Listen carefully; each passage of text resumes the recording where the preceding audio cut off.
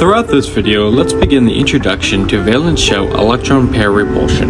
The covalent bond formed between two hydrogen atoms is the result of sharing electrons forming in an electron pair. The question VSEPR tries to tackle is what happens if we have multiple bonding groups to a central atom? Wouldn't there be a lot of electron repulsion because of like charges? This is a very important thing to consider because remember the electron cloud is around the nucleus. So when you have interacting bonding groups, they're going to repel each other because of their electron clouds.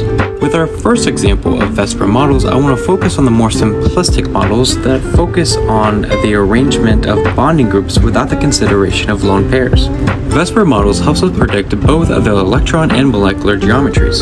For an example, if we had two electron pairs coming from two bonding groups to a central atom, we have to think to ourselves, what's the farthest distance these bonding groups can be to minimize repulsion? That's 180 degrees, giving us a linear geometry. We'll work on more examples next.